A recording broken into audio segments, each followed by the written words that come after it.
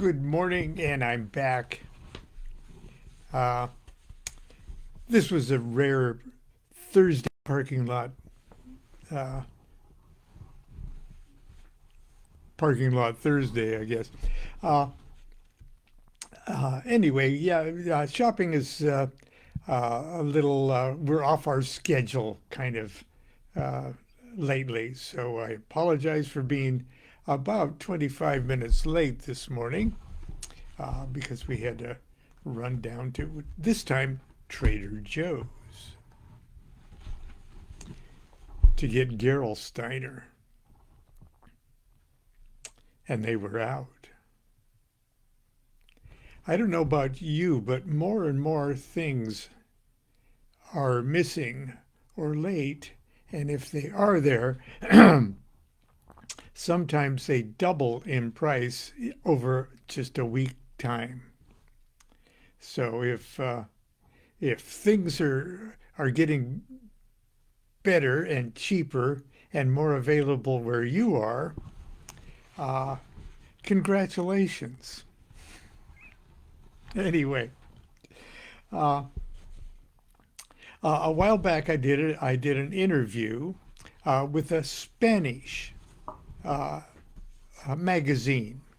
Okay, and it had to be, of course, translated and uh, and it was finally published, and it's a wonderful, slick magazine with esoteric magazine with all sorts of uh, beautiful website with music and things like that. I posted a little clip of it uh, on my Facebook page. Just it'll appear probably right under today's thing.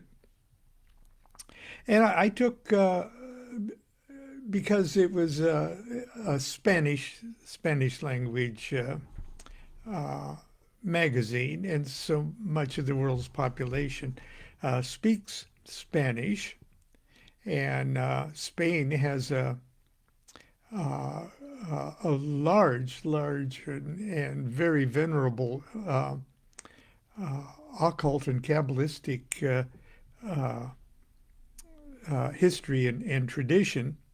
And many of my Mexican and South American uh, friends, uh, are write me, and so I was very pleased to do a Spanish language magazine.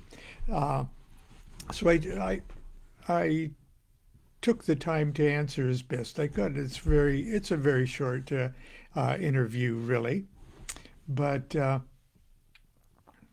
and parts of it made me think about things myself. Uh, because if I'm not obliged to think, I'm just happy not to. Uh, but when just like I would never write a book unless I had a deadline. So that's just the way I am. But there was a couple things, and at the time, which is just a couple months ago here, at the time I probably shared with you a few little snippets of the interview, but it's still very short, the whole thing, and I finally got uh, a confirmation that the magazine had been released, and so I'm going to share it with you again. The magazine is called PHARO, PHARO, PHARO-NOX, NON, PHARO-NOX, a new cultural esoteric journal. And here's the questions and my answers. The question: since the 1970s, you have witnessed and shaped the evolution of contemporary esotericism and the Thelemic movement. How do you recall your first steps in those years? second part of that question. What major changes have you observed over the decades, both in practice and in community? And how do you envision the future of Thelema in the context of the 21st century? And here's my answer.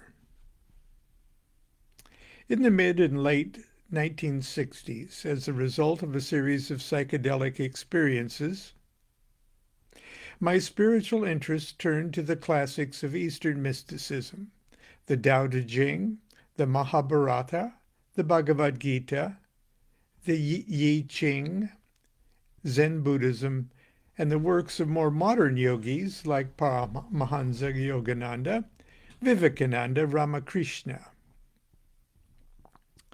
I felt immediately comfortable with these teachings, almost as if I had learned and practiced them before. For a few years, I really wanted to be a first-class Eastern mystic.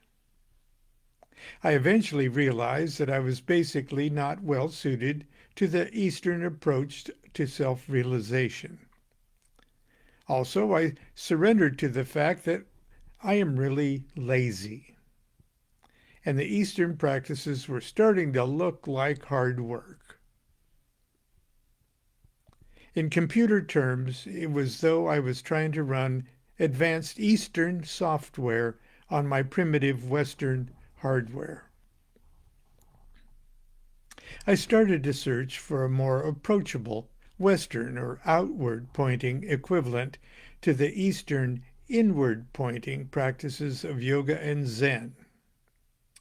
I eventually found it in a simple little Kabbalah book called the Sefer Yetzirah. Its simple use of numbers and Hebrew letters to describe how existence comes into existence helped me better understand passages from the Tao Te Ching, the Emerald Tablet of Hermes, and the Bhagavad Gita. From there I stumbled onto the Hermetic doctrines of the Rosicrucians and on the esoteric aspects of tarot, and eventually the works of Aleister Crowley. You ask about changes I've seen in the last 50 years or so. The simple answer is, I've seen lots of changes. The most obvious change is the amount of esoteric literature available. Books, courses, workshops, videos. Also the proliferation of occult and magical orders and organizations. In the 1970s, there was precious little material available, and I had to search for the used and rare bookshops just to find the most basic foundational material. Many of my first Aleister Crowley books had to be purchased in England by one of my guitar students who was visiting London. But the abundance of available information presented a new set of problems. There is so much material out there that beginning students can become overwhelmed and easily confused and discouraged. Also, there is much nonsense on the market that is quite frankly worthless.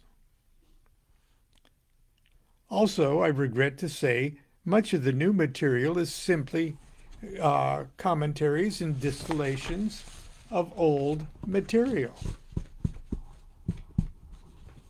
Many of my writings, I must plead guilty to that also. But I would like to see more fresh, innovative, and revolutionary developments in magic. How do I envision the future of Thelema in the context of the 21st century? Sadly, I see a period of time, perhaps a long period, of difficulties, perhaps even persecution, of many organizations, orders, and individuals who profess unorthodox views of religion and philosophy. Many of the writings of Aleister Crowley are easily misunderstood by those who've not taken the time to do their homework. As a social and religious movement, Thelema and Thelemites may for a season need to maintain a low public profile. Question. In your most recent book, Tarot Architect, your most recent book, Tarot Architect, seems to invite the reader to build and explore their own system in dialogue and tradition. At the same time, in your work, you've engaged with concepts such as the cube of space, which are not part of the classical canon. How do you personally navigate this creative tension between fidelity to tradition and the need for personal innovation? What does it mean to you to remain faithful to Thelema? And this is where I've shared that question and this answer with you just a couple days ago, and also in a meme that I created and posted that has been shared many times, but this is where it first appeared. My answer, yes, the Tarot Architect has been keeping me busy for the last couple years. And now that it is out, I am spending a lot of my time giving talks and interviews about it. I must disagree with your statement that the cube of space is not part of the classical canon. It's true. It's a true and faithful graphic expression of the wisdom of the Sefer Yetzirah, the most fundamental, the oldest, and perhaps the most traditional of traditional books of the Kabbalah, written in Hebrew. It's tale of a step-by-step process of how the 22 letters of the Hebrew alphabet bring forth everything from nothing. Translates seamlessly to how the 22 trump cards of the tarot illustrate the entire cycle of creation. What does it mean to me to be faithful to Thelema? I cannot answer this question for anyone else, but simply let me say, A, I have come to the realization that existence itself is consciousness and exists as a self-evident universal necessity. B, I've come to the realization that I am a reflected monad of this great consciousness, and my existence is also of self-evident universal necessity. C, I have come to the realization that I would not exist and be self-aware of my existence if there wasn't some act, some duty, some contribution to existence that must be performed that only I can perform. That act, that duty, that specific contribution to existence, that task is my will. And then I quote the book of the law. Thou hast no right but to do thy will. Striving to recognize and then perform that task from day to day, hour to hour, minute to minute. That's how I remain faithful to Thelema.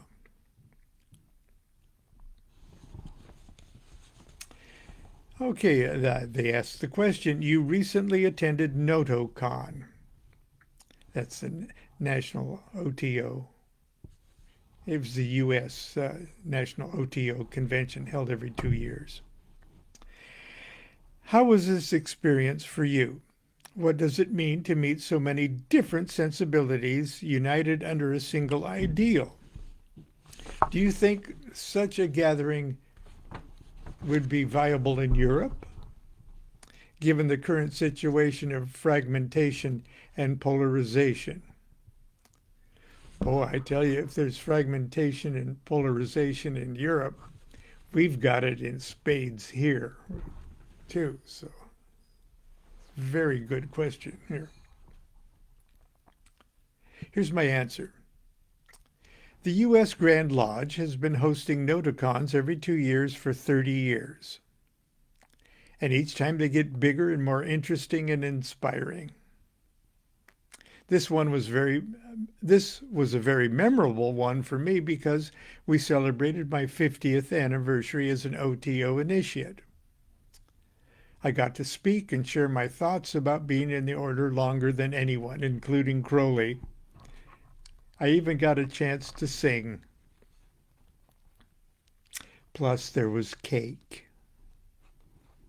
And I brought a lot of it home with me, too. It is indeed an awesome experience to gather together with so many Thelemites from around the country and around the world and realize how such a diverse assortment of individuals from different backgrounds and cultural attitudes can be united by the liberating principles of Thelema. But people are people, and as you point out, there's a great deal of polarization among people who otherwise have many other things in common. As far as the OTO is concerned, however, we will not support attitudes and behaviors that violate the fundamental principles of the mission statement of the OTO. And that mission statement is our prime directive, if we want to use Star Trek terms. Crowley wrote, quote, "We are infinitely tolerant, save for intolerance." And the U.S. Grand Lodge mission, our mission statement, says this, quote, "OTO is dedicated to the high purpose of securing the liberty of the individual and his or her advancement in light, wisdom, understanding, knowledge, and power through beauty, courage, and wit on the foundation of universal brotherhood." OTO members represent a broad spectrum of social and political opinions, but we do not tolerate behavior of members who would deny, divert, undermine our basic principles of the foundation of universal brotherhood. I've been privileged over the years to attend other national OTO gatherings in England, Poland, Norway, Denmark, Germany, Australia, Japan, Brazil, Chile, Macedonia, and Croatia. I've encountered no unfraternal behavior. Oh, excuse me. Yes. And I've encountered no unfraternal behavior among the brethren. And I must add here, those are our ideals. But like the wonderful document of the Constitution of the United States, declaring the all men are created equal by a bunch of slaveholders. Okay, that's all true.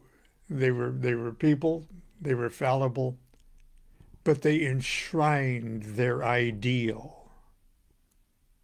And it was something constantly and perpetually to be worked on. And obviously in any organization, there are assholes. There are many assholes. But we strive for the ideal constantly. but I digress.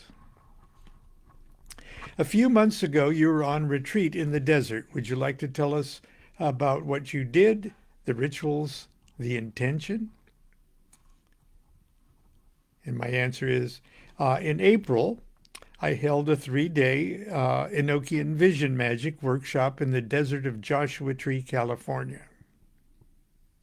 The area is one of the most beautiful and magical places on earth, and even though my daily workshops took place indoors at an awesome theater-like venue, our evenings were spent under the star-filled desert sky. We even had local astronomers bring their telescopes. Enochian vision magic is a highly personal magical system. It's not particularly well suited for group workings. But I did the best I could to engage the group in Enochian magical operations during our daily sessions. After the daily sessions, each attendee was encouraged to retire to their campground, caravan, or motel room and privately perform the magical operations they learned during the day. It was one of the most memorable magical experiences of my life. And I'm looking forward to the 3-day workshop coming up in March in Joshua Tree, based on the tarot and the tarot architect. Okay, you were widely regarded as one of the most productive, okay, very flattering. What projects are you currently working on? Is there any book, initiative, or idea you'd like to share with our readers as a preview of what is to come? Okay. My answer is I'm currently working on the 25th anniversary edition of the Chicken Kabbalah of Rabbi Lamed Ben Clifford. Wow, 25th. For Weiser. And new revised incarnation of my novel Accidental Christ, the story of Jesus as told to his uncle, and the long-awaited new edition of Homemade Magic, both which will be published by Schiffer. Perhaps most exciting, for me at least, is the novel Jim Brakowski and I wrote to anchor a new motion picture miniseries, Young Aleister Crowley. One is never sure about film projects until they are completed. Certainly not this project. And I'll believe it when I see it, but things are moving along, okay. Whether I'll live to see any of it, it's another thing. One is never sure about film projects until they are completed, but it appears we're very close this time to making this happen. We've completed the pilot in 3 episodes. Stay tuned. And they bring it to an end with, thank you very much for your time. We would love to have you for this issue, for the interview, and in future issues with an article about your work, which we find wonderful, useful in terms of dissemination. And I thank them very much and give my best to your readers. So anyway, that is available right now. I went to the website where they actually reprint the whole thing. It's in Spanish, but you can click translate. But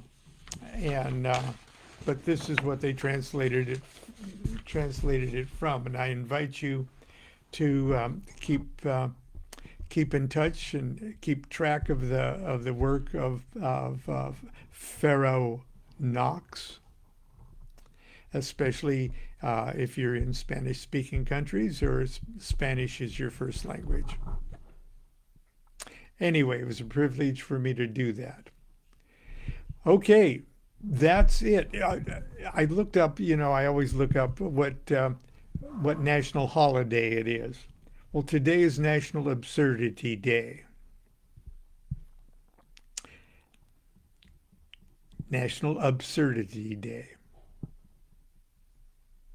So all I have to say is,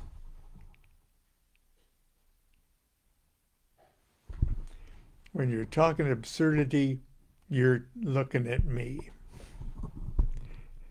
Until tomorrow, continue to be good to yourself, be good to each other. Do what thou wilt shall be the whole of the law. Love is the law. Love under will.